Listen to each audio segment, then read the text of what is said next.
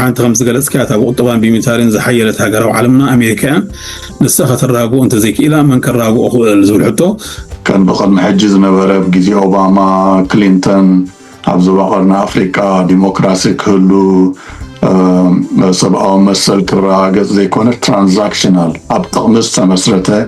براغماتيك زخانة هلو ويكاور عاوز بدناتات كله زبليو تزخاني بوغن إيرتراون دنقات كم زلوا دقف كم زلواون نسمع لنا هجي زلوا حيلتات تدعى خابتهم حيلتات يومتهم كيز بحالو تم فليات ويكا فليات بحالو نتسيل كاتل زيقايهم إيرترا إثيوبيا جبسي إمارات سعودية عبنا تزن حمش تزين تدعى أمريكا والعليان تساقطه تقبر كيلا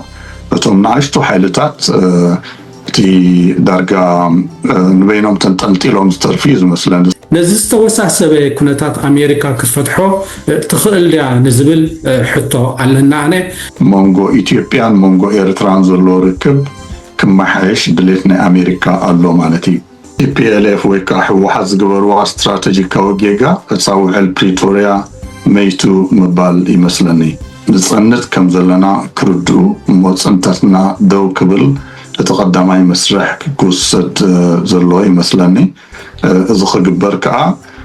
نعم منسيات ذاتكورة بوليتيكا كله على فلاي أبزق ديون تمتى وصل أمريكا خيدو السفر على مل أوانون زي أرس زخمت العالم ماركو ريبيو ني جديون تمتى وصل بنتصور كم زنجرو يزقل زلوا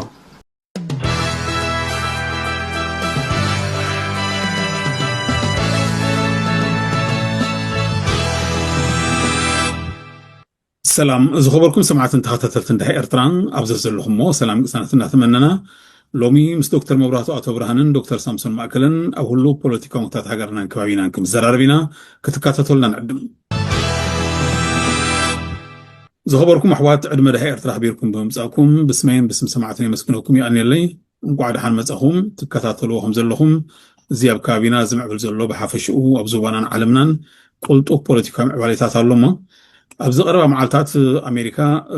نوصاي مينستر إثيوبيا بمعدم أب واشنطن دي سي حدا أخيبا كايدوم نيروم أبناي تصتا سمع نقدنون كم استفرارمو زغلص حبريت الله كما يريكم بخمي تخاتاتلكم وبو نجمر مس إرترا زلو خناتات بخمي تأثر خون نربا دكتور سامسون بقى جمر لمي سلام سامويل سلام دكتور مبراتو سلام تخاتاتلتي داي إرترا زي ناي أمريكان ناي إثيوبيان زمدنا دون بلو ويكا ركب نعاي حدش هيكونن زنبريو مالتي ناتو مقصلتايو من الباش هجي كم فليلو زرعينا زلو زي إرترا أمريكان زقبرو زلوا شركنا وي صمدو دخن بلو بخالو مقدي مسؤو أتحزنا نريو سلزلنا كوينو يسمعني من الباش تناي إثيوبيا أمريكان ركب ملسيل كامر أيو أقداسي مثلا مكنياتو نزيز قبر دلو هجي أب واشنطن ركبات مردات أخوانا ناخلي حدا أمريكان إثيوبيان ناي لعلي 220 عمت دبلوماسيا وزمدنا زلوان هاجرين كم نفلطخ أب فلاي بجيزي حيلة سلاسة مس أمريكا كمون بحافشة مس معراب زنبرو ركب بطعمي نابل علي كم دنبرة كل سبز فلط أيو دحريون إيه ودق سلطان مس حازة ناتو ناي ديسا وعينة حساس بحيزو بخوم مجدي قصليلو فتني نيرو جن مخان مس أبيو أبت ناي حيلة سلاسة دبلوماسي تمليسو مالتي هجي تي ناي نوح عمتات ناي لعلي 220 عمت ركبات ناتو دخونه تاريخن ناتو دخونه صبق نغرنا اللو እዚ ከዓ ናቱ መቀፀልታይ ممكن ብሎ ንኽእል ኢና እትኻልኣይቲ ቁጠባዊ ሽርክና ኣሜሪካን ኢትዮጵያን ዓብዩ ኣሜሪካ ከም ንፈልጣ ናይ ዓለምና ዝሃብተመት ሃገርያ ክንብላ ንኽእል ኢና ኢትዮጵያ ከዓ ኣብ ኣፍሪቃ ሓንቲ ካብተን ብብዝሒ ህዝቢ ትፍለጥ ሃገርያ በተዘማዱ እውን ወላኳ ዶቃስት ኮነት ስርዓት ኣብ ውሽጢ እቲ ምዕራባውያን ዝደልይዋ ዓይነት ዲሞክራሲ ናይ ምርጫ ናይ ካልእ ገይሮም ምስ ምዕራብ ዝመሳሰለሉ መገዲ ይፈጥሩ እዮም ስለዚ ትዝበዝሐ ግዜ ወላ ኣብቲ ውሽጢ ዝገብርዎ زي سبعوي تكبارات عبر سهزبهم زقبرو وشفشاف شلل يبهال يوم بحدا بتزلو زمدنا بخالق كاني تزقبرو ناي حزباوي دخنو بلو وي كاني بوليتيكاوي مسرح ولا كوا تياتر تخونه يسرح لهم يكونوا بلو نخلينا هجي أبكو طباخ متص كلخا زبزح حزبي توسيخو كبابي ناي حدا بشمونت بليون زخون قطباوي شركنات ويكا قطباوي نقدي أمونغا أمريكان أمونغو إثيوبيان ألو يبهال مالتي ببزحي كتريو خلخا زخا أمريكان أب إثيوبيا ببزحي مس تكنولوجي مس زناي بوين ناي إثيوبيا إيرلاينز تحازي مسؤو تلوكو ناتا نبرت اللواء إثيوبيا خاطر زركبا نايبون ناي قربت وتسيت قربت دا مسألة ناب أمريكا تلقيا مالتي جزء حدا شمونت بليون زمدنا ويكتبوا شركنا ون قليل يكونن بمتن حاجز كر خلنا كمان كل جزء نبلو إثيوبيا ناتا باجت زبزح كابدجاي زمولينا نبل إذا كابدجاي زمول ببزح كام معرباويان كوينو كابزي أمريكا حنت كابتن عبيت ويون زعبيت كنبلات خلينا لإثيوبيا حاجز تب حاجريا بمتن دونر كنري أخلنا مالتي زي لإثيوبياويان عبيو بمتن كأني أمريكا التجبر خلو انداس عبوا أبتلقوا من دات لأكو يوم زخدو كم أبنت كريون بحركينا زناي أمريكا ناوتساي قدات ريبورت زقبرو أبكل تشعن عسران كلتن طرح حادنت بتسعان 3 بليون ويكبابي كلتا بليون إثيوبيا حاجة زيبنا يبل زغنزب زغتريو خلخا بطعمي عبيو لعلت قطباو شركنت زلوني كتبلو التخليقا التسالساي أبتناي سطاق كلنا خا كم زفلت ننوح جيزي معراباويان بفلاي أمريكا ني إثيوبيا حانت ملحق وي أنكر ناي قرن أفريقيا جيريا خزرعات أنيحا حادة بتي زنبرا حيل زبالة منقستات ولا أبجيزه هو دك تريون كل قامالتيو دت خبابي نتسطاق حجز خليو أب الشباب أب زمت أوجن كل كون خلينا أب كال جريتشتات كم عقب سلام دي كم كال كوين خير خليو زبحال نيرو بتزامدون معرخ ندي عوتيو نقول نقديفكا أبكم أو أبركيتيو هجخاء إذا عينت تكبرات إثيوبيا كتكتسل يدلي والو خويني مسلني بخنياتو إثيوبيا نزغت كتسل ترحدي كونه أبقله قريتشتاتون إتو سلازلا مس إرترا تقرافت الله أمريكا ناب إرترا إنترست جيرو مالو ويتقداسنت جيرو مالو مس السودان تقرافت كم دلان نسمع لنا السودان كأحد كابت زعبية قريتشت أتي الله سلازي نزكونتات زكهدو تقينهم مس إثيوبيا كزراربو ناي قدنيو كاون دحر حليف كاون زوم ناي أمريكا أزستي بفلاي زوم ناي أفريقيا وتدراويان أزستي وي أفريقوم زبلو مالتيم أبتبقى أبتدقاقام جيزي يمصو كم زنورو حديش هيكونن مس إيتر ماجور جنرال برهانو جولا مس قدامي منستر أبي يرخبو كم زنورو زخاني أبتتا حبريتا من لووات ناي حبار ترينين ويك أنا حبار وتدراو سلت أنا مكياد أبكم أتات سممع كنقبرينا يبلوخم دنبرو الزيناتو مقتصلتايو ترحي قبلو زخل هراي ثانك يو دكتور سامسون دكتور مبرهتو مالت زي زعبازي سفي عندي وتي دبلوماسياوي ناي زوانا ببوانو يقاير اللو نبرينا معرخات سلالفة حيتات نايتن ابتخاب زلو هاجرات هنا زوايان حيتات ونكم عالمو حيتات بتخاطات على خنكاتو لطريحنا لنا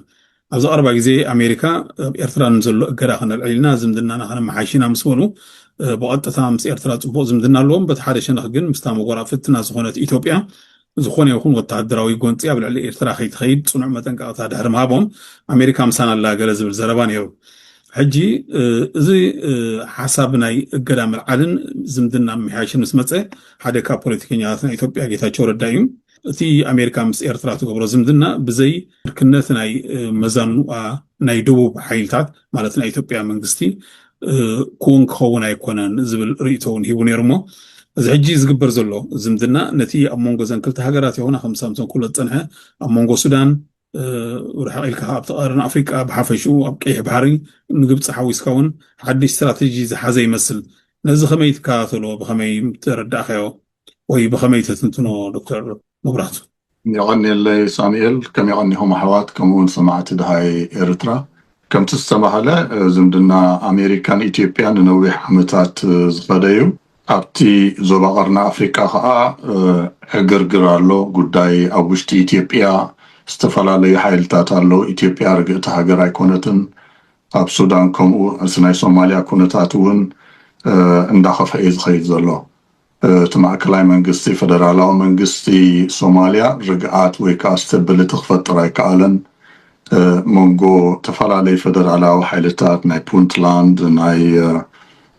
ሶማሊላንድ ከምኡ እውን እቶም ጁባላንድ ዘለዉ ምስ ማእከላይ መንግስቲ ዘይምስምማዓሎም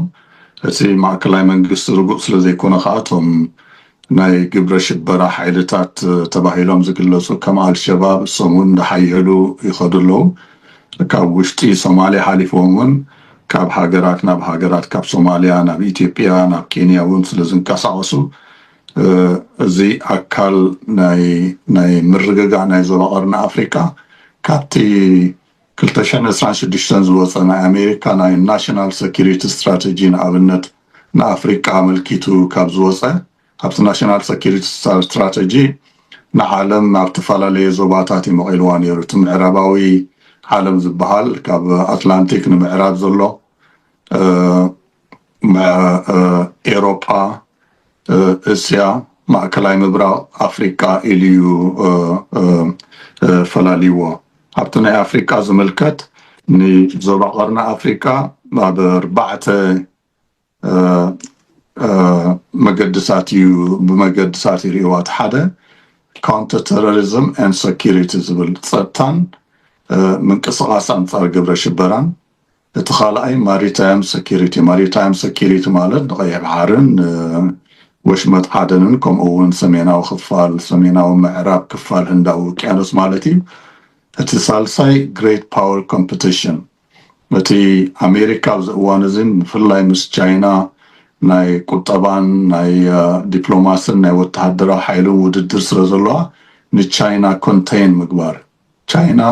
ብመገዲ ቀርና ኣፍሪቃ ቢላ ናብ ኣፍሪቃ ዘለዋ ፅልዋ እንዳሓየለ ስለ ዝኸይድ ዘሎ ነዚ ንምግታእ ተባሂሉ ከዓ ቀርና አፍሪካ ከም ስትራቴጂካዊ ቦታ እዩ ዝረአ ካልእ እቲ ትራንዛክሽናል ኤንጌጅመንት ከም ብቅድሚ ሕጂ ዝነበረ ብግዜ ኦባማ ክሊንተን ኣብ ዞባ ቀርና አፍሪካ ዲሞክራሲ ክህሉ ሰብኣዊ መሰል ክረጋገፅ ዘይኮነ ትራንዛክሽናል ኣብ ጥቕሚ ዝተመስረተ ፕራግማቲክ ዝኾነ ህልው ወይ ከዓ ወድዓዊ ዝምድናታት ክህሉ ዝብል እዩ ሕጂ ካብዚ ምብጋስ أمريكا أب كباب أي بحر صلوا كلوا تخينو كم دكتور سامسون زبالو إثيوبيا أقداسي تهاجريا كم حجون أبناء أمريكا تلوكو خابتن كان دتساتف تزنبرت هاجريا فلايتي أنصار قبل شبورا ويكا أب صوماليا زنبرا خونتات نمرقاق تبايلو من البات بزحات إثيوبيا سنة أمريكا مصارح وكينا نيرا زبلو علو كن بغت تاريخها نا إثيوبيا ربحاون الله نا إثيوبيا نصوماليا كونتين نقبر كاب نوبيح كزيز خدا صوماليا اتي صومالاوي زبحال كفالنا إثيوبيا يبصحنا يو سلازبلو إثيوبيا اب صومال بستخا لما تنستراغا منقستي جن نا إثيوبيا ربحا زي تنكف ويكأننا إثيوبيا تازي تنكف منقص كله ربحا له أنا أبنت أبتي كل تشحن شدشتن زنبرة إسلامي كور تسمس مسا إثيوبيا بغاتا أتيايا فراريساتو كوغط إلاون أبتناي صومال مرقاق زنبرة عقاب سلام سراويتون كابتن كاندي أبركتوز قبرة هاقريا أبز أوانا زغن إثيوبيا كمتي أبزي هو داق زنبرة كومنا يبلان مغنياتو أوشتا تحمس الله هاجر سلازخونت نرأسا كي رجعت نايتي أبتزوبا ناي عقاب سلام ويكا مس أمريكا حيال زخونة شركتنا ناي دبلوماسن ناي وتحدراون أبتزوبا مرقاقا كهلو زلو أبركتو دروتي زخون أبزو قربا أوان زوصا مجلس ناي أمريكا أبنت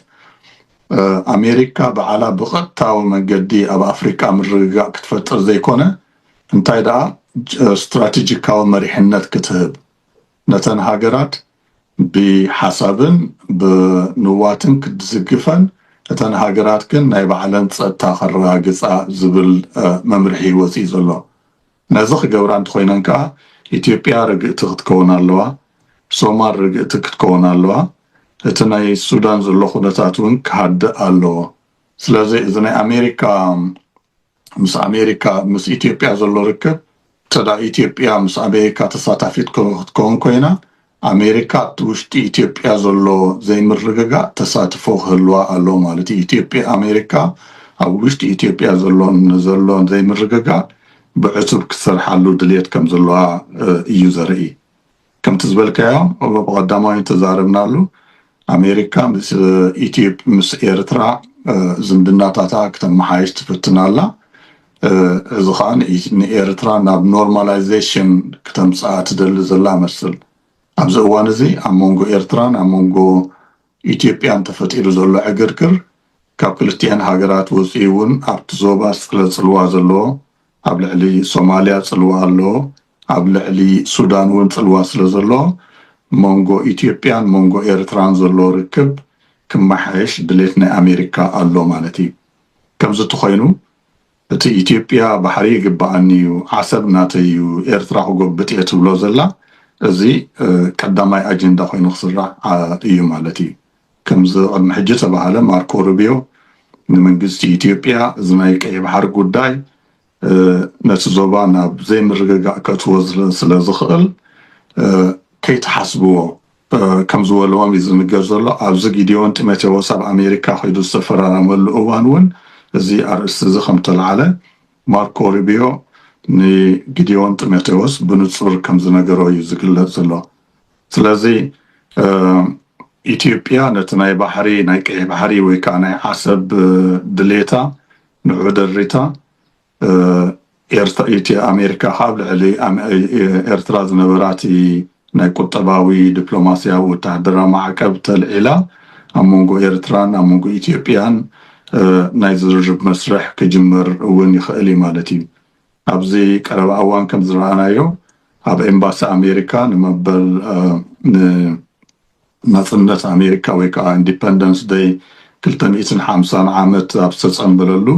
ኣብ ኤምባሲ አሜሪካ ኣብ ኤርትራ ጽምብል ነይሩ ክሳብ ሕጂ አምባሳደር ዝበሃል የለን ታ ቻርጅ አፌር ግን ሓደ ጽምብል ናይ ጽምብል መዓልቲ ጌራ ነይራ ኣብኡ ናይ ክብሪ ዕድም ኮይኑ ዝቐረበ ዑስማን ሳልሕ ናይ ወፃኢ ጉዳያት ሚኒስትር ናይ ኤርትራ እዩ ሕጂ ኣብ ውሽጢ እውን እቲ ዝምድናታት ከም ዝመሓይሽ ዘሎ ኣብቲ ምሳታ አምባሳደር ወይ ከዓ ታ ቻርጅ አፌር ወይ ከዓ ፈጻሚ ስራሕ ዝገለጸተውን ኣብ መንጎ ኤርትራን ኣብ መንጎ አሜሪካን እቲ ዝምድናታት ክመሓይሽ አሜሪካ ትሰርሕ ከም ዘላውን ዓብ ድሌት ከም ዘላውን ገሊጻ ኣላ እቲ ማዕቀብ እውን ዳርጋ ሙሉእ ብሙሉእ ክለዓል ከም ዝኾነ እዩ ዝግለጽ ዘሎ ስለዚ እዚ ናይ መንጎ ኢትዮጵያን አሜሪካን ዝርከብ ዘሎ ርክብ ንበይኑ ተነፂሉ ዝረአ ኣይኮነን ኣብ መንጎ ኤርትራን አሜሪካን ዘሎ ርክብ እውን ንበይኑ ተነፂሉ ዝረአ ኣይኮነን እቲ ዕላማ ተዳ ኣብ ዞባ ቀርኒ ኣፍሪካ ምርግጋእ ክህሉ ኮይኑ ተዳ ንግብረ ሽበራ ምግታእ ኮይኑ ኣብቲ ዞባ አሜሪካ ናይ ንግድን ናይ ቁጠባን ዝምድናታት ከተመሓይሽ ኮይና ኣብ ውሽጢ ኢትዮጵያ ጥራሕ ተደሪቱ ዝተርፍ ኣይኮነን ኣብ ውሽጢ ኤርትራ ጥራሕ ተደሪቱ ዝተርፍ ኣይኮነን ነዘን ክልቲአን ሃገራት ናብ ምርግጋእን ናብ ልዝብን ኣምፂእካ ካብኡ ከዓ ናብ ሱዳንን ናብ ሶማልያን ብዝኸይድ መገዲ ነቲ ዞባ ንምርግጋእ ዝዓለመ እዩ ዝመስል ዘሎ ስለዚ ኣብ ሓድሽ ምዕራፍ ንኣቱ ዘለና ንመስል ከምቲ ናይ 2018 መንጎ ኤርትራን ኢትዮጵያን ዝነበረ ራፕሮችሞን ወይ ከዓ እቲ ሓድሽ ርክብ ምሕዳስ ርክብ ናበይ የምርሓና ተመሊስና ንሪኦ መስለኒ Alright, thank you Dr. Mawratu. Dr. Samson ምናልባት ኣብዚ ክበሃል ፀንሐ ተወሳኺ እንተልዩካ ከምዚ ዶክተር መብራህቱ ገልጾ ፀንሐሲ እንታይ ዝብል ዘይተረጋገፀ ዘረባታት ስማዒ እነዚህ ጉዳይ እዚ ምክንያት ብምግባር አሜሪካን ኤርትራን ኢትዮጵያን ከተራኸበን ከተላዝበን ተወጉሰታት ትወስዳላ ዝብል ኣሎ ግን እዚ ገና አይተረጋገፀን ካብቲ አባይታ ዘሎ ንባብ ወይ ካብቲ ዲፕሎማሲያዊ ንባብ ግን ናብኡ ገጹ ዝኸይድ ይመስል እንተ ኣብቲ ዞባ ቋሚ ርግኣትን ሰላምን ክፍጠር ኮይኑ ተን ኣብቲ ከባቢ ዝቆራቆሳ ዘለዎ ሓይታት ኤርትራ ኢትዮጵያ ሱዳን ኢትዮጵያ ከምኡ ዝኣምሰላ ሃገራት ናብ ዘተን ልዝብን ክመጽ ኣለወን ዝብል እሞ እንታይ ኣለካ ብዛዕባ እዚ ወይ ከመይ ትሪኦ? እዚ ዝበሃል ዘሎ ርዱእ ኮይኑ እንድስማዓኒ ሳሙኤል ሰባማዕ ምስ ዶክተር መብራህቱ ምክንያቱ ኣብቲ ዞባ ኣሜሪካ ናታ ረብሓ ክተተግብር እንድሕር ኮይናስ እቲ ዞባ ሰላም ክኸውን ክኽእል ኣለዎ ብፍላይ ከዓ ተን ትግደሰለን ደላ ኣብዚ እዋን ኣብቲ ናይ ቀይሕ ባሕሪ ኤርትራ ትላዕለዋይ ኢድ ዘለዋ ወይ ከዓ እቲ ዝበዝሐ ገምገም ዘለዋ እያ ኢትዮጵያ ከዓ ከም መልሕቕ ትረአ ደላ ናይ ቅድሚ ሕጂ እውን ተላኣኺት ዝነበረት ፅቡቕ ዲፕሎማስያዊ ርክብ ምስ ኣሜሪካ ኩላይ ንግዳዊ ዘለዋ እያ ሕጂ ምዚ ናብ ሱዳን ዝግበር ዘሎ ግርጭት እሞ ከዓኒ ኤርትራን ኢትዮጵያን ከዓ በበይንን ሳይድ ሒዘን ኣብ ዘለዋሉ ኤርትራ ምስቲ ናይ ሱዳን መንግስቲ ወይ ናይ ሱዳን ሓይልታት ኢትዮጵያ ከዓ ምስ ደጋሎ ተጸጊዕናሉ ኣብ ዘለዋ ሓደ ማእከላይ ዝኾነ መፍትሒ ክትረክብ ክትክእል ኣለዋ ኣሜሪካ ግን ናተይ ስክፍታ ከዓ ኩሉ ግዜ ኣሜሪካ ነዚ ናይ ቅርና ኣፍሪቃ ዘሎ ግርጭታት ክትፈትሖ ዓቕምኻ ኣለዋ ድዩ ናብ ዝብል ኩነታት ይመፀኒ እዩ ምናልባሽ ኣሜሪካ ብወታደራውን ብቁጠባውን ብኩሉ ነገር ዓባይ ክትከውን ትኽእል እያ ፅልዋ እውን ክህልዋ ክእል እዩ ግን እዚ ናይ ከባቢና ዘሎ ግርጭታት ብጣዕሚ ዝተወሳሰበ ናይ ብዙሓት ኢድ ዘለዎ እቶም ኣብ ታሕቲ ዘለዎ ሓይልታት እቶም ተጓነፅቲ ሓይልታት ከዓኒ ሓያላት እዮም ንኣብነት ኣብ ሱዳን ተመፂኻ ዳጋሎ ሎሚ ኣቕሊልካ ዝረአ ኣይኮነን ብዙሕ ናይ ሱዳን ቦታታት ሒዝሎ ብዙሓት ደገፍቲ ኣለዎ ናይ ቁጠባ ሓይሊ እውን ካብ ውሽጢ ኣለዎ ወርቂ ይሸይጥ ኣሎ ኣብዚ ናይ ኤርትራን ናይ ኢትዮጵያን ኩነታት ተመፂኻ ሳልሳይ ጨንፈር ናይ ወያነ መፂእ ኣለናኡ ወያነ ንኢትዮጵያ ብጣዕሚ ኣገዳሲ ካብ ኢትዮጵያ ከዓኒ ካብ ኣብይ ተፈንጭሉ ናቱ መንግስቲ ዳርጋ መስሪት ኣሎ ኣብዚ እዋን እዚ ትግራይ ዲፋክቶ ሃገር እያ ክንብላ እንኽእል ኢና ነዚ ኩነታት እዚ ከዓኒ ብወገን ኤርትራ እውን ምድንጋፅ ከም ዘለዎ ደገፍ ከም ዘለዎ እውን ንሰምዕ ኣለና ሕጂ ነዚ ዝተወሳሰበ ኩነታት ኣሜሪካ ክትፈትሖ ትኽእል ድያ ንዝብል ሕቶ ኣለና ኣነ ምናልባሽ እቲ ኩነታት ከይቅድማ እውን ይሰግአ እንተዘይኮይኑ ግን ሰላም ክተምፅእ ናይ ሓባር ረብሓ ክትፈጥር ብኡ መጠን ከኣሳት ረባሒት ክትከውን ከም ትደሊ ርዱእ እዩ ባህላ እየ ኦራይት ቴንክ ዩ ኣብ ዝሓለፈ ርክባትና መቸም እዚ ናትና ኩነታት ናይ ዓለም ሓያላን ሃገራት እንተደኣ ብፅልዋን ይኹን ብፀቕጢ ዘይተሳቲፈኖ ነባር ሰላም ክመፅእ ኣሸጋሪ እዩ ገለልና እውን ንትንትን ነርና ኢና እሞ ሓንቲ ከም ዝገለፅካ እታ ብቁጠባን ቢሚታርን ዝሓየለት ሃገር ኣብ ዓለምና ኣሜሪካ እያ ንሳ ከተራግኦ እንተዘይክኢላ መን ከራግኦ ክእል ዝብል ሕቶ ክመፅእ ክእል እዩ ምናልባት ዶክተር መብራህቱ ክትምልሶ ንእግረ መንገድኻ ከዓ እዚ ለንቅነ ኣብ ግብፂ ሓደ ዓብይ ዋዕላ ተኻይዱ ነይሩ ናይ ኣረብ ሊግ ኔሽንስ ወይ ከዓኒ ማሕበር ሃገራት ዓረብ ብዛዕባ እቲ ኣብ መንጎ ኢትዮጵያን ሱዳንን ዘሎ ግጭት ኣመልኪቱ ማለት እዩ እቲ ኣብ ግብፂ ዝተጋበአ ዋዕላ ከዓ ብዙሓት ሃገራት እየን ተሳቲፈንኦ ሕብረት ኤውሮጳ ነይሩ ውድብ ሓድነት ኣፍሪቃ እውን ነይሩ ኢጋድ ነይሮም ካልኦት ሓይልታት እውን ከም ዝነበሩ እዩ ዝግለጽ ዘሎ ነቲ ኩነታት ከመይ ርኢኻዮ ማዕረ ክንደይ ፍታሕ ከምፅእ ክእል እዚ ናይ ሃገራት ዓረብ ቀዳምነት ሓድነትን ድሕነትን ናይ ሱዳን ዝብል ቴማ ዝሓዘ ጉባኤ እቲ ምናልባት ኣብታ ሓንቲ ብታ ናይ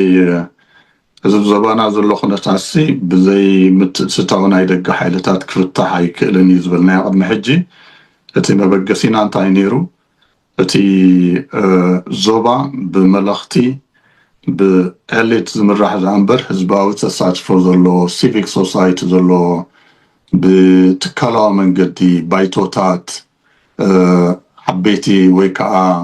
ላዕለዋይ ቤት ፍርድታት ብዝወስኑሉ መገዲ ዝምራሕ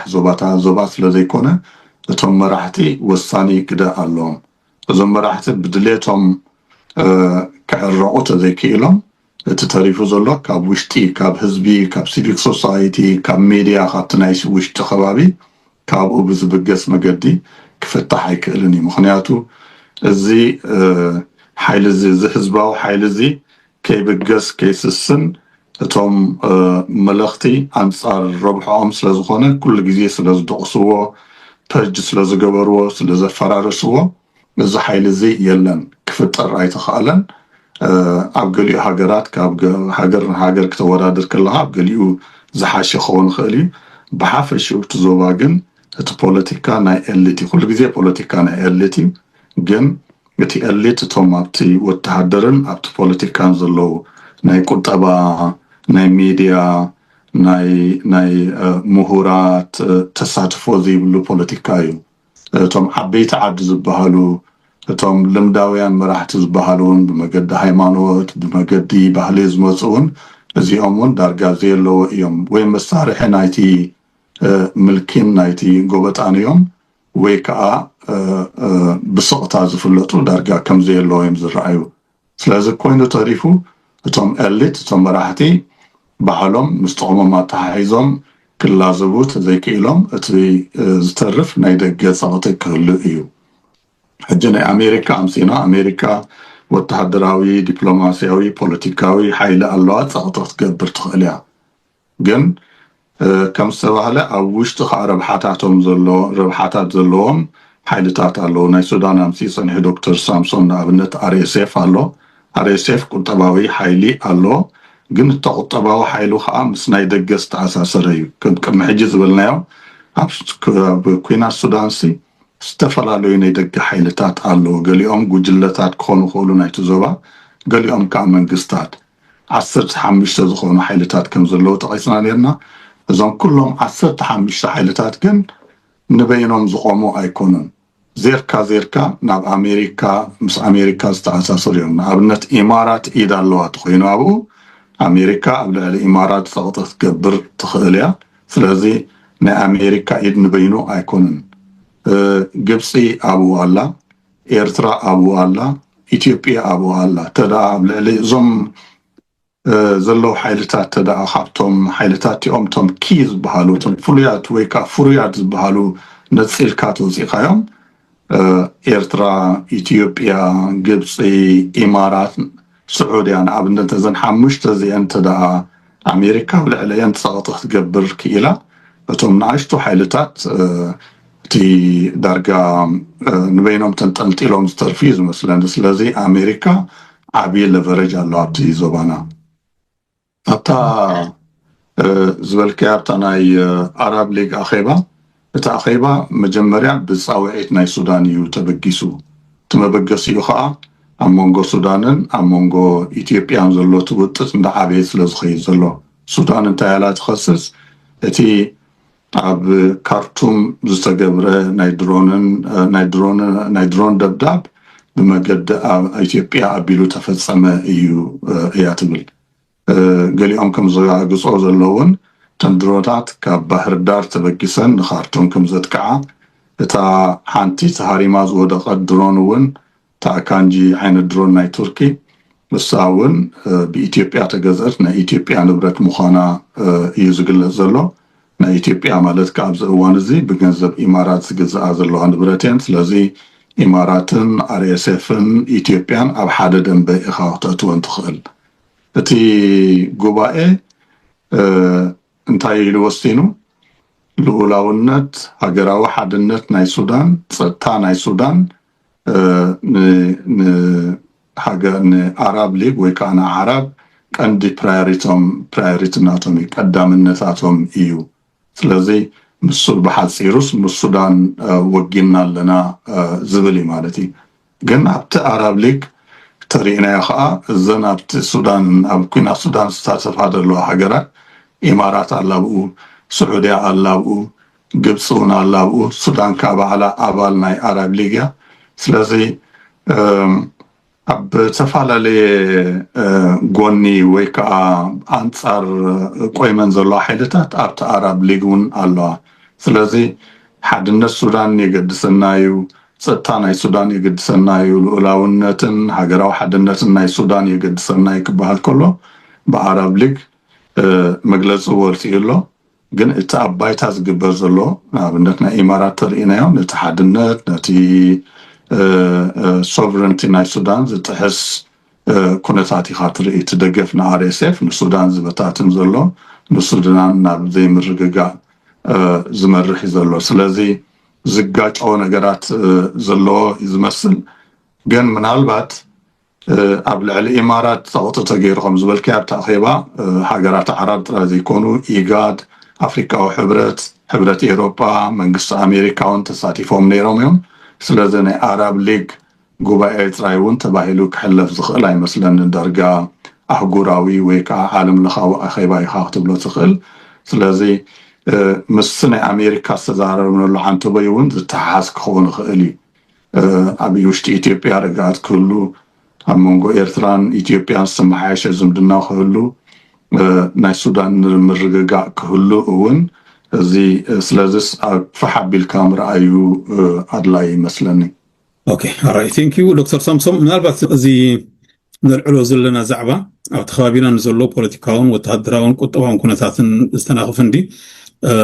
ኣብ ሳልስት እዚ I think ተዘይተጋገ ፕሬዚደንት ሙሴቬኒ ንሓምሻይ ግዜ ቃለ መሓላ ፈፂሙሎ እቲ ዝፈፀሞ ቃለ መሓላ ከዓ ኣብ ትሕቲ ፅኑዕ ሓለዋ ናይ ወተሃደራት ከም ዝነበረ እዩ ዝግለጽ ዘሎ እሞ ኤርትራውያን ኣብ ዝተፈላለዩ ሃገራት ከባቢና ተበቲና ኣለና ኣብ ሱዳን ኣብ ኢትዮጵያ ኣብ ኬንያ ዝበዝሐ ቁፅሪ ሕጂ ኡጋንዳ ኣለና እዚ ኩነታት እዚ ከመይ ይርአ ኣብቲ ዘዋናት ዳርጋ ብመላእኽቲ ዝመሓደረ ሃገራት እየን ገሊአን ብሓውሲ ምርጫ ብዙሕ ግዜ እቲ ምርጫ ርትዓዊ ይኮነን ናይ ዓመፅ ምርጫ የተባሂሉ ይጥቀስ ከምዚ ኣብ ዩጋንዳ ብተደጋጋሚ ዝበሃል በቲ ሓደ ሸነካኒ ኤርትራን ተወሲድካ ን35 ዓመታት ብምልክት ዝገዝእ ዘሎ ብዘይ ዝኾነ ይኹን ዲሞክራሲያዊ መስርሕ ወይ ምርጫ ስርዓት ናይ ኢሳያስ ኣሎ ስለዚ ነዚ ኩሉ ኣብ ግምት ምእታው እቲ ኢትዮጵያ ዘሎ ብዓብይ ዝምራሕ መንግስቲ ብልጽግና ኣብቲ መስርዕ ናይ ዲክቴተርሺፕ እዩ ተሰኺዑ ዘሎ እሞ እንታይ ይነግረና እዚ ኩነታት ዝማዕረኽ እንደይርጉእ ክኸውን እዩ ብምልክና ተመሓደረ ብዓመፅ ዝግለጥ ምርጫታት እናተኻየደ ተደጋጋሚ ስልጣን ምጭባጥ እንታይ ይፍታሕ ከም ዝኽእል ብኸመይ ክኽዕረኽ ሳሙኤል እዚ ናይ ዩጋንዳ ከም ኣብነት እንድሕር ወሲድናዮ ፕሬዚደንት ዮዌሪ ሙሴቬኒ ስኒ ካብ 86 እዩ ኣብ ስልጣን ፀኒሑ ማለት እዩ ከባቢ 40 ዓመት ክንብሎ ንኽእል ኢና ካብቶም ኣብ ኣፍሪቃ ኣብ ስልጣን ዘለዎ መራሕቲ ስኒ ብብዝሒ ግዜ ማለት እዩ ኣብ መበል ሳልሳይ ገለ ዝርከብ ቀዳማይ ብቀዳማይ ልዕሊ ነበርኩ ናይ ካሜሩን ኣሎ ፔልቦያ ብድሕሪ እዚ ናይ ኢኳቶሪያል ጊኒ ኣሎ ዳርጋ 42 ከባቢ ዓመት ገይሮም ኣለዎ መስለኒ ብስልጣን ሳልሳይ ከዓ ሙሴቬኒ 40 ደፊን ኣሎ ማለት እዩ እቲ ትራጀዲ ዶ ክንብሎ ንኽእል ኢና ናይ ሙሴቬኒ እንተሪኢኻዮ ስኒ ቀደም ወላ እኳ ሰውራው ተነበረ ንኢዲ ኣሚን ዩጋንዳ ምስ ታንዛንያ ኮይኖም ምስ ኣለይዎ ኣብ ኡጋንዳ ምርጫ ተኻይዱ ኣብቲ ምርጫ ናይ 1980 ፕሬዚደንት ሚልቶን ኦቦቶ ዝበሃል ተዓዊቱ እቲ ምርጫ እቲ ቁኑዕ ኣይነበረን ፍትሓዊ ነበረን ተጭበርቢሩ ወይ ከዓኒ ኣደናጊሩ እቲ ፕሬዚደንት ነቲ ምርጫ ኢሉ ሽዑ ሙሴቬኒ ንጫካ ይኸይዱ ብጫካ ኸይዱ ካብ 80 ክሳብ 86 ተዋጊኡ እንደገና ኡጋንዳ ተቆፃፂርዋ 86 ፕሬዚደንት ምስ ኮነ ሕጂ መበል 70 ጊዜኡ ፕሬዚደንት ኮይኑሎ ማለት እዩ እቲ ኩሉ ግዜ እንብሎ ናይ ኣፍሪቃ እንድሕር ኣሎስ እዩ ምርጫ ስለ ዝተገበረ ዲሞክራሲ ናብ ኣፍሪቃ ኣሎ ማለት ኣይኮነን ምክንያቱ ነቲ ምርጫ ዓፊንካ ነቲ ህዝቢ 100 ካብ 100 ተዓዊተ ናይ ምባል ባህርያዊ ክንብሎ ንኽእል ኢና ኣብ ኣፍሪቃ ኣብ ኡጋንዳ ከምኡ ተገይሩሎ ኣብ ኢትዮጵያ ከምኡ ግበር እዩ ዝሓለፈ ናብ ታንዛንያ ከምኡ ርኢና ኣብ ካልኦት እውን ማለት እዩ ግን እንታይ እዩ ቅሩብ ተስፋ ዝህበካ ኣብ ከምዚ ዓይነት ነገር ኣብቲ ኩሉ ሕማቕ ነገር ማለት እዩ እቲ ኢንስቲቱሽንስ ቶም ትካላት ኣለዉ ሰብ እንድሕር ተኣሲሩ ቤት ፍርዲ ዝኸይድ በታ ዘላ ቋም ከይዱ ከዓኒ ብብዝሒ ኩሉ ክንብል ኣይንኽእልና ማለት ንሪኦ ኣለና ወላ ናብ በዓል ኢትዮጵያ ቤት ፍርዲ ነፀይኻ ውፃእ ምስ በሎ ተጠውዮም በት እንደገና ሒዞም ዓመታት ኣስርዎ ከም ዘለው ንፈልጥ ኢና ግን ብተዛማዲ እቲ ትካላት ወይ እቲ ትካላዊ ቅርፂ ኣሎ ምናልባሽ ምስ ግዜ ከዓኒ እቲ ከምዚ ዝገብር ዘሎ ፕሬዚደንት ሓንቲ መዓልቲ ግዜኡ ክትመፅያ ህዝቢ ኩሉ ምስ መረረስ ወላቲ ብተፈላለየ መገዲ ይድግፎ ኣሎ ዝብል ካብኡ ክርሕቕ ይክእል እዩ እሞኒ ለውጢ ክመፅእ እዩ ዝበሃል ይመፅእ እዩ ምክንያቱ ሰብ ምስ መረሮት ምርጫ ሓደ መዓልቲ ብትኽክል ይስራሕ ኣይስራሕ ምክንያት ኣብ ትኸል ኣሎ እቲ ፕሬዚደንት ክመፅእ ድብል እምነት ኣለኒ እንተዘይኮይኑ ግን እዚ ንሪኦ ዘለና ናይ ፀጥታ ናይ ገለ እንኮላይ ታንክታት ተዓጅቡ ቃለ ማሕላ ዝገብሮ ዘሎ እዚ ርዱእ እዩ ማለት እዩ ምክንያቱ ኣብቲ ምርጫ ማዕረኽ እንደ ዕግርግር ከም ዝነበረ ነቲ ተቃዋሚ ሓይሊ ነቲ ብፍላይ ዘስግኦም ዝነበረ ቦቢ ዋይን ዝበሃል ንዕኡ ሃድንዎ ከም ዝነበሩ ይኣስርዎ ነቱ ደገፍቱ ይቁጥቁጡ የጎሳቅሉ ከም ዝነበሩ زي كل رديء منالباش كاو جلس حزبي زحرق زندده زي قناع يكون زبلا ونسلا زلو مسؤول تححيزو تنايت تاخلو ردوء كنتاتيو جن تزامادي دحرينا يخا كمزو يلو سعما عسي دبل حتو أمتي خالقا جيزي أيوسدني زبل أمنت هالني بغنياتو 4 عمت دارقا زلو موديو نزي شد الشوارحي كم أخبر الخوني دحريقن حزبنا بتزامد السلام كم الله سيد بالأمنت هالني ولا كوا تزقبقون عتناس كركبي تزيبولكم. Okay. All right. Thank you. دكتور مبراتو أبزي زعبازي توسخ لك عادي. ኣብቲ ዶክተር ሳምሶን ዝበሎ ተርእዮ እዚ ኣብ ኣፍሪካ ልሙድ ግን ተመክሮ ናይ ዲሞክራሲ እውን ኣሎ ዋላ እኳ እቲ ምርጫ ፍሉጥ ትኾነ እቲ ውፅኢቱ ፍሉጥ ትኾነ ንኣብነት ኣብ ኢትዮጵያ ሕጂ ዝመፅእ ዘሎ ዕለት ሓደ ሰነ ምርጫ ክካየድ እዩ ግን እቲ ምርጫ እቲ ውፅኢቱ ካብ ብሕጂ ፍሉጥ እዩ እቲ ብልፅግና ባዕሉ ተመራፂ መራፂ ኣምራፂ ስለዝኾነ أبي أحمد كم زمرت أبزي مترتار يلون أب كينيا أب تنزانيا وين كم حج خمي صانع جن مسجزية تولدت هتكتها خلوا يغيري أبنت كينيا أب جزية كينيا تان أب جزية مويز نبرتون كيباكيز نبرتون حج زلاتون نبينيو تمسرحنا ديمقراطي تولدوا غير كلهم دا معبلة يصغير أب تنزانيا وين زناي لبزبن مرچا دارغا خم حغواف زرئيز مثلا مخنياتو تا سلطان صنح سبيتس دارغانتي اب سلطان زمصت نتتي بريزيدنت اب سلطان كله بحمام سلازموته يعني اب ديكتاتور تغيران برت قدميو زنبره مرچتا تتبعلو ماغفولي كيكوتا غلمالخ مسخلو دارجا دحان زخونه مرچا زحان زخونه مسرح ناي وددر ترايو ايو اب تنزانيا سلاز تنزانيا كاب غزي نيررن حج زلاتون دارجا زواددر ايكونن بزح ست سغاغيرا اختبل تخليها كينيا كاب غزي مو كاب غزي كيناتان موين ابز غزي روان روتو زلاتو رينا يانا من سياتنا كينيا نا ابدغو سيوم روتو كحاتو سلاماو سلف وغورو كوا نعبي غونص كوا غليو نغرا استفتح تخونه ግን መስቲ ናይ ሱሳታት ናይ ሰባሓታት ሰማንያታት ዝወዳደር ኣይኮነን ኣብ ዩጋንዳ ከዓ ሕጂ ኣብ መስርሕ ስግግር እዩ ዘሎ እዞም ቅድሚ ሕጂ ዝገበሩ ምርጫታት ተሪኻዮም ዳርጋ ናይ ሓደ ወለዶ ናይ ሙሰበነ ወለዶ እዮም በዓልቲ ብሰጌ ገለመለ ይቃወሙ እዮም ግን ንኦም ኣሲርካ كم زنايلومي والتحدراوي بتانكتا تعجبكا والتحدر تعجبكا يكون النيرو تمرجع مخنياتو توصيتو فلوت نيرو تقاومتات كاسل زي نبره حجقنت نا يغاندا ولدو تغيرو ايو از بوبي واين من اسي ايو اتهم من اسيات كا والتحدراو حيلي ويتكالات كا زي بلوم تخونو جن بمسارتو حيلنا انترنت ناي سوشيال ميديا اللوم حبريتات بقللو زلاوت ايوم سلاز اب يغاندا لوتي الله زي حجز الله مرچا مستقل 10 عامات كم 10 عامات زنبره مرچا زوادر ايكونن زول مرچا مونغو من اسياتن مونغو ناي مسبني ولدون ايو سلازي مسبني بوتادرات تعجبو مرچا زكاده سقعت سلستسمع ايو سلازي بناتي رديت يغاندا اب مسرتا زخونه ناي سغغر اوان اتيالا ناي از سغغر كا بناي ولدو مسغغار ويكا بناي لو ولدو لوت از مصايو مونغوتا ابي جنريشن ناي سمانياتات ادمه زلو ولدو مسبنن مونغو من سياتن زخيد زلو ايو ننوح غزي زخيد ايمسلنن مسبني اريغوديو باملاخ وسيدوك موتيو ابز مس زلو وانغن كم زناي كينيا مونغو مو اب غزي موين نزنبرن غزي هورو كينيا تان روتون تغير زلو يغاندا خان اب مسرح سغغر اتيالا نابز حاشم مقد تخيرون مثلني مخنياتو تمنسي نغيحو تماهيرو اب قطبات الساتفيو سلازي مزمرچانا يوغاندا ز بوليتيكال مسرحنا يوغاندا وصاني كوينو يسمعني Alright, thank you مو نبمززام قزنا كينا مسكزيهم درجة بزوج حزوكم عيدلني ምናልባት ሓንቲ ነገር ክንጠቕሳ ዝደሊ እዚ ኣብ ከባቢና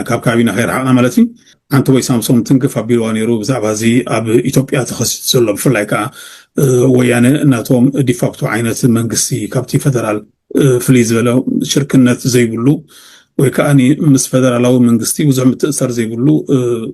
ስርዓት መስሪቶም ኣለዉ እዚ ኩነታት እዚ ከመይ ክረአ እዩ ከመይ ክምዕብል እዩ እንታይ ኣወንታን ኣሉታን ነገር ኣለዎ ምስ ኤርትራ ብቐጥታ ዝተኣሳሰሩ ስለ ዝኾነ ሳሙኤል እዚ ናይ ኢትዮጵያ ኩነታት ከምዚ ዶክተር መብራህቱ ክብሎ ዝፀንሐ ኣብ ቀረባ ግዜ ምርጫ ክገብርዮም እዚ ምርጫ እዚ ግን ክንደይ ሚእታዊት ወይ ክንደይ ፐርሰንት ህዝቢ ኢትዮጵያ እዩ ክመርፅ ንዝብል እውን ሓደ ዓብ ሕቶ እዩ ምክንያቱ ኢትዮጵያ ትግራይ ከም ዓባይ ፍንጨል ዝበለት ስለ ንሪኣ ኢና እምበር ኣብ ተፈላለየ ኩነታት ኣንጻር ኣብ ዝለዓሉ ሓይልታት እንዳበዝሑ እንዳሓየሉ ኸዱ ኣለዉ እዞም ናይ ኦሮሞ ሓይልታት ኣለዉ ናይ ፋኖ ኣለዉ ትግራይ ብዓብያ ከዓ ሕጂ ዳርጋ ከም ዝድበልክዋ ዲፋክቶ ስቴት ኮይና ኣላ ከም ንሰምዖ ደለናስ ካብ ንኢትዮጵያስ ተዓባይ ኢትዮጵያ ማለት ንኤርትራ እውን ትቐርብ እዩ ዝበሃል ዘሎ ብዓይኒ ጆክ ክትሪኦ ከለካ እዚ ኩነታት እዚ ምዝ ዝፍጠር ዘሎ ኣብ ከባቢና ሓደ ተዘማዲ ሰላም ካብኡ ፍንጭል ኢሉ ህውከት ከየምፅእ ዘሰክፍ ዓይነት ኩነታት እዩ ምክንያቱ ኣብ እንታይ እዩ ክገብር ንዝብል ሕቶ እዩ ድመፅእ ኣብ መጨረሽታ ምክንያቱ ኣብይ ንትግራይ እንድሕሸለል ኢሉ ርእይዋ ንኻልኦት ክልላት ከምኡ ዓይነት ርእዮታት ክፈጥራ ዕድል መሃብ ምዃኑ ርድእ እዩ ንትግራይ ክዕብልላ ኢሉ እንድሕር ፈቲኑ ናይ ክዕብልላ ሓይሊ ኣለዎ ድየብሉን ዝብል ዓብ ሕቶ ኮይኑ ካልእ ከዓኒ ምስ ኤርትራ ጥቡቕ ዝኾነ ዝምድና ፈጢሮም ስለ ዘለው ናይ ኤርትራ ሓይሊ ክህትም ኢሉ ክርኢ ድዩ ዝበሃል ሕቶ ይመፅእ እዩ ሕጂ ኣብ ቀረና መገዲ ከም ዘሎ ርድእ እዩ እንታይ ገብር ከም ዘለዎ እውን ኣብ ዓብይ ወጥሪ ከም ዘሎ እዚ ንምግማቱ ደሸግር ኣይኮነን ሕጂ ከምዚ ዓንቲ ወይ ዶክተር መብራህቱ ዝብሎ ዝነበረ ኣብዚ ኩነታት እዚ ኢድ ናይ ኣሜሪካ ከተሃዳድኦ ዶ ይኽእል ንዝብል ሕቶ ይመፅእ እንድዩ ግን ንመን ይግደፉ ክብል ኣሜሪካ ንኣብይ ግደፎም ስልጣኖም ምለሰሎም እሞ ናብቲ ምርጫ ይእተዉ ንክብሎ ምናልባሽ ምርጫ እውን ኦልሬዲ ጊዜኡ ኣኺሉ ንዓብ እውን ከም ድኹም ወይ ዊክ መሲሉ ናብ ኢትዮጵያ ከርእዮ እዩ ንወያነ ንዕሞ ግደፉ እስኹም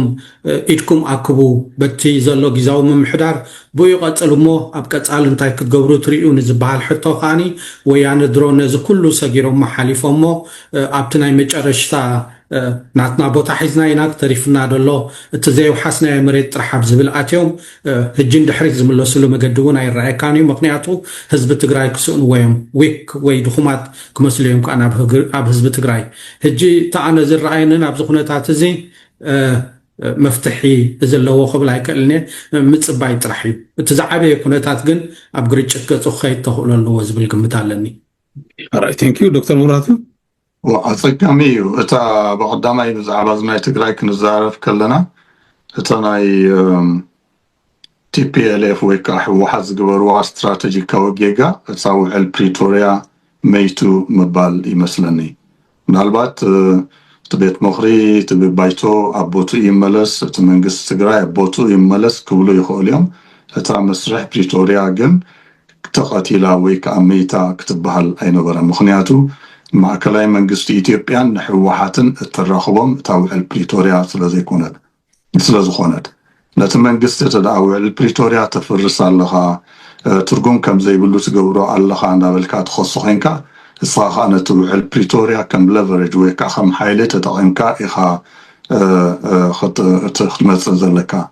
ሕጂ ግን እታ ውዕል ፕሪቶርያ መይታ ተተባሂላ ብናይ መንገዲ እዮም ኣብ ልዝብን ኣብ ርክብ ኣብ ዝርርብን ምስ ማእከላይ መንግስቲ ከኣቱ ዝኽእሉ ስለዚ ኣነ እቲ ሰናርዮ ፅብብ ዝበለይ ግን ሰለስተ መገዲ ክህሉ ዝኽእል መስለኒ ሓደ እቲ ኮንፍሮንቴሽን እዩ ኮንፍሮንቴሽን ምናልባት ወተሃደራዊ ረስሚ ከይከውን ይኽእል እዩ ግን ዓብይ ናይ ቁጠባ ውግእ ክእውጅ ይኽእል እዩ ንኣብነት ኣብ ዝቐረበ እዋን ከም ሰማዕናዮ ትግራይ ተነፂላ ስለ ዘላ እቲ ፋብሪካታት መብዛሕትኡ ይስርሕ የለን ንኣብነት እቲ መሶቦ ሲሚንቶ ዝበሃል ከምኡ እቲ ማእከላይን ዕብይ ዝበለ ናይ ማኒፋክቸሪንግ ትካላት እውን ተዓፂሎ ዳርጋ ልዕሊ 100,000 ዝኸውን ሰራሕተኛ ትግራዋይ ካብ ስራሕ ወፃኢ ኮይኑሎ ቅድሚ ሕጂ ከም ዝተገልጸ እውን እቲ ባጀት ካብ ማእከላይ መንግስቲ ዝመጽእ ባጀት ነኪዩ ነይሩ ደሞዝ ሰራሕተኛታት ከምኡውን ንትግራይ ዝኣቱ ነዳዲ ዳርጋ ሙሉእ ኣይነበረን ሕጂ ኣብይ ነዚ ዓፅዩ ናይ ቁጠባ ብሎኬድ ወይ ከዓ ማዕቀብ ክገብር ይኽእል ዶ ኣብ ልዕሊ ትግራይ ምክንያቱ ወተሃደራዊ ረስሚ ክገብር ወተሃደራዊ ሓይሊ ከወፍር ዝኽእሎ ሓይሊ ዘሎ ኣይመስለንን ኣብዚ እዋን እዚ ምክንያቱ ኣብ ውሽጢ ኢትዮጵያ ተተሓሒዙ ስለ ዘሎ ናይ ፋኖ ኩነታት ናይ ኦነግ ኩነታት ከምኡውን ኣብዚ ናይ ዓፈር ኩነታት እውን ዝተበጋገሰ ነገራት ኣሎ ስለዚ ኣነ ከም ዝመስለኒ ትግራይ ዕፅዋ ፈፂምካ ቁጠባዊ ፀቕጢ ምግባር ከምኡውን ኣብ ውሽጢ ትግራይ ፍልልያት ከም ዝዓብዩ ክገብር ዝደሊ ይመስለኒ ኣብይ ስለዚ ሓደ ኮንፍሮንቴሽን እዩ እቲ ካልኣይ ኔጎሲዬሽን ኣብ መንጎ ወይ ከዓ ዝርርብ ኣብ መንጎ ሕወሓትን ማእከላይ መንግስትን እዚ ግን ትውዕል ፕሪቶርያ መይቱ ስለዝተባህለ እዚ ክትግበር ኣፀጋሚ ይመስለኒ ነዚ ክተግብሩ ዝኽእሉ እዞም ናይ ደገ ሓይልታት ዝብልናዮም ንኣብነት ኤውሮጳዊ ሕብረት መንግስቲ ኣሜሪካ ኣፍሪካዊ ሕብረት እቲ ውዕል ፕሪቶርያ ክፍፀም እቶም ቀንዲ ኣራኸብቲ ሓይልታት ስለ ዝነበሩ ብናቶም ፀቕጢ ውዕል ፕሪቶርያ ክብገስ ይከኣል እዩ ዋላ መይቱ እኳ ተተባህለ ኖ ውዕል ፕሪቶርያ ኣገዳሲ ከምዚ ናይ ኣልጀርስ ንብሎ ንኣብነት ኣልጀርስ ውዕል ኣልጀርስ ኢትዮጵያ መይቱ እያ ትብል ነይራ ግን ኣብ ዝቐረባ እዋን ከም ዝንገር ዝነበረ ውዕል ኣልጀርስ ኣሎ ውዕል ኣልጀርስ ክትግበር ኣለዎ ክብሉ መንግስቲ ኣሜሪካን መንግስቲ ኤውሮጳን መግለፂታት ኣውፂኦም ነይሮም ውዕል ኣልጀርስ ማለት እዩ ነዚ ውዕል ፕሪቶርያ ከዓ ኤውሮጳዊ ሕብረት መንግስቲ ኣሜሪካ ኣፍሪካዊ ሕብረት ውዕል ፕሪቶርያ ክትግበር ኣለዎ ሕወሓትን መንግስቲ ኢትዮጵያን ክራኸቡ ኣለዎም ኢሎም ፀቕጢ ክገብሩ ተኽኢሎም ኣብ ዝርርብ ክመፁ ይኽእሉ መስለኒ እቲ ሳልሳይ ሰናርዮ ክኸውን ዝኽእል እዞም ናይ ኢትዮጵያ ተቃወምቲ ሓይልታት ግፍሕ ዝበለ ናይ ስግግር እዋን ክህሉ ኣለዎ ዝብልሉ ብፍላይ ኣብ ዳያስፖራ ዘለዎ ኣሜሪካ ዘለው ተቃወምቲ ናይ ኦሮሞ ናይ ኣምሓራ ተጋሩ ብሓደ ተኣኪቦም ኣብ ኢትዮጵያ ብምርጫ ኣቢልካ ወይ ከዓ ብልፅግና ኣብ ስልጣን ስለ ዝቐፀለ ኣብ ኢትዮጵያ ርጉእ ክፍነታት ክፍጠር ኣይክእልን ክግበር ዘለዎ ናይ ስግግር እዋን ኩሎም ኢትዮጵያውያን ኣብ ሓደ ጣውላ ዘምፅአ ዝርርብ ክህልዎ ኣለዎ ዝብሉ ኣለው ስለዚ ሕወሓት ምናልባት ኣነ ከም ዝመስለኒ ታሳልሰይቲ ምናልባት ታክትከውን ትኽእል ሴናርዮ እውን ምዞም ተቃወምቲ ሓይልታት ሰሚሩ ናይ ስግግር እዋን ክህሉ ኣሎ ኣብ ኢትዮጵያ ዘለዎ ሓይልታት ኩሎም ተኣኪቦም ንኢትዮጵያ ዝኸውን ናብ ርግኣትን ናብ ሰላምን ዘሰጋግር ናይ ስግግር ኩነታት ክፍጠር ኣለዎ ኣብ ዝብል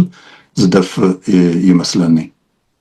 Alright, thank you most خبركم حوات سلات زهاوكم نحبريتا زي مسكنكم يعني اللي نايلو مركبنا هنزازمينا قدم بزامنا جن أبزمت زلو 4 معلتات إرترا مبل 35 عامة بعلنا تقنتها تنبليا كم زيغاتات أبزمت 35 عامة تنبلنا إرترا انتاي كثريو مدلوخم انتاي تمنى انتاي تسبين هزبي إرترا انتاي تسبين نفسه كف عامة من تقنت يكون أبستفال عليه بعلات كابت منقستي يتطلبون تسبين نقرات الله ولا عاويل خلون تزيك عليه يكون برنا هذكم سناي منيوت بزعبا زي خمت تتصبيو أبي إرترا انتاين بالكم حتر زبالة ملأخت تدليون سامسون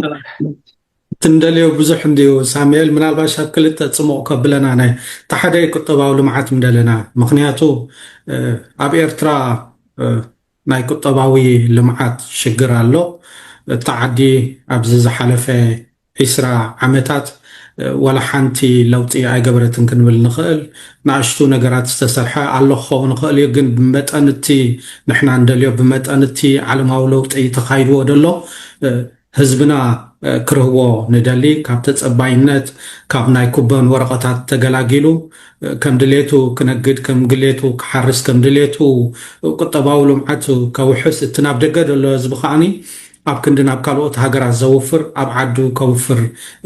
مدلو خنيره تخليتها تجزاء تحقيا مخنياتو حنتي كباب عدنا أشجاريت كوين عدلا جزاء حقي زي مهلاويو تقوام زي مهلاو تن ሰለስተ ኣካላት መንግስቲ ፍርዳዊ ኣካል ፈጻሚ ኣካል ተሓጋጊ ኣካል ከም ድሌቱ ዝሰርሕ ስለ ዘየለ ብፍላይ ከዓ ፍርዳዊ ኣካል ነፃ ስለ ዘይኮነ እሱ ሓደ ሽግር እዩ ብኡ መጠን ከዓኒ ሰባት ይእሰሩ ፍርዲ እውን የብሎምን መዓስ ክወፅኦም እውን ኣይፈልጡን እዮም ገሊኦም እውን ከድካውን ክፍሪኦም ኣይትኽእልን ኢኻ እዚ ሽግር ኮይኑ ኣሎ እዚ ከዓ ንብዙሕ ካብ ማሕበራውን ቁጠባውን ኩነታትና ሓኒቑ ሒዝዎ ኣሎ ስለዚ ትግዛእቲ ሕጊ ክህሉ እቲ ፖለቲካዊ ምስግጋር ትምርጫ ዋላ ከምዚ ናይ ዩጋንዳ ኩን ኢሳያስ 100 ዋላ ተዓዊተ ይበለና ዳ እምበር እቲ ፖለቲካል ኤክሰርሳይዝ እቲ ህዝቢ ክለማመድ እውን ስለ ዘለዎ ከምኡ ዓይነት ነገር ተተኣታቶ ከዓ ካብቲ ክሪኦ ዝደሊ እዩ ኦኬ አራይ ቴንክ ዩ ዶክተር መብራቱ መወዳእታ መዛዘምን ኩሉ ሓሳባት ከምቲ ዶክተር ሳምሶን ዝበሎት ድሌትና ብዙሕ እዩ ግን ኣነ እቲ ሕጋዊ ስርዓት ፍትሒ ገለውን ኩላትና ንደልዮ እኳ ዝኾነ ግን ኣብዚ እዋን እዚ ኤርትራ ከም ሃገር ኣብ ምህላውን ዘይምህላውን ከምኡውን ከም ህዝቢ ኣብ ምህላውን ዘይምህላውን ኢና ዘለና ንፀንት ኣለና እዚ ኩላትና ክንኣምነሉ ዘለና ክንቅበሎ ዘለና እዩ ስለዚ ኣነ ብናተይ ትምኒት ወይ ድሌት ፅንተትና ደው ክብል እቲ ዘሎ ስርዓት ድዩ ዘሎ ደንበ ተቃውሞ ድዩ ኩሉ ንፀንት ከም ዘለና ከም ህዝቢ ዋላ እቲ ፍትሓዊ ስርዓት ቁጠባዊ ናፅነት እውን ተተፈቂዱ ነታ ሃገርና ናብቲ ዝግባእ ክነሰጋግራ ብዝሒ እውን ክህልወና የድሊ ከም ህዝቢ ማለት እዩ ስለዚ ኣነ ነቲ ኣብ ስልጣን ዘለው ሰባት እቲ ንፀንት ከም ዘለና ክርድኡ ሞፅንተትና ደው ክብል እቲ ቀዳማይ መስርሕ ክውሰድ ዘለዎ ይመስለኒ እዚ ክግበር ከዓ ናብ መንስያት ዘተኮረ ፖለቲካ ክህሉ ኣሎ ብፍላይ ንሃገራዊ ኣገልግሎት ዝምልከት ኣብ ግዜ ናፅነት ብዙሕ መንእሰይ መይቱ እዩ ኣብ ናይ ዶብ ኩናት ብዙሕ መንእሰይ መይቱ እዩ ኣብ ናይ ትግራይ ኩናት እውን ብዙሕ መንእሰይ መይቱ እዩ ምስ ኩናት ሃገር ንነብሳ ክትከላኸል ወይ ከዓ ክትከላኸል ክትብል መንእሰያት ይሞቱ እዮም ኩሉ ግዜ እቲ ናትና ግን ካብቲ ሞት ንላዕሊ እቲ ስደት እዩ እቲ ቀንዲ ቁስሊ ኤርትራውያን ኮይኑ ዘሎ ስለዚ ኣብዚ ዝመፅእ ናይ ናፅነት በዓላት እዚ ዝተሓሲብሉ ፅንተትና ደው ዝብለሉ መገዲ ክፍጠር ምንዮተይ ንሱ እዩ نوز خبركم حوات هذه مسكنكم يعني اللي تعلم وزعوا بزمت زهروا لنا على مو دبلوماسي لو بجنس لازم كنا حبرتنا هذه مسكن بروح معتي